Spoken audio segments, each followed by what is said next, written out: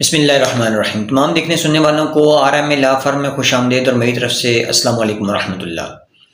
آج ہم جس ٹاپک پہ بات کرنے جا رہے ہیں وہ مشترکہ کھاتے دار کے حوالے سے ہے کہ اگر ایک مشترکہ کھاتے دار ہے اور پراپرٹی مشترکہ ہے، ان کے درمیان زرعی ہے یا وہ کنسٹرکٹڈ ایریا ہے، اور اس پراپرٹی کا جو ریکارڈ ہے، مطلب کہ جو محکمہ مال کے پاس اس کی جمع ہے، انتقال ہے یا کوئی دیگر ایسا دستاویز ہے جو کہ محکمہ مال کے پوزیشن میں ہے، قبضہ میں ہے، اور وہ کیونکہ محکمہ مال ہی اس کا کسٹوڈین آفیسر ہوتا ہے، تو ایسے دستاویز میں کسی قسم کی اگر کوئی درستگی کرانی ہو یا اس ریکارڈ کو کے اندر کوئی غلطی ہے،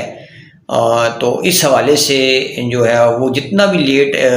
وہ غلطی جتنی بھی لمبی عرصے سے آ رہی ہو،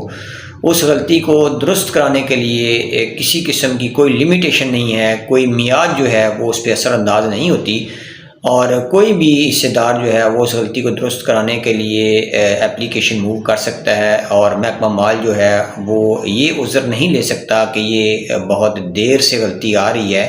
تو اس حوالے سے لمیٹیشن جو ہے قانون میعاد سماعت جو ہے وہ اس پہ اثر انداز نہیں ہوتا، اور محکمہ مال جو ہے اس غلطی کو درست کرنے کا پابند ہوتا ہے۔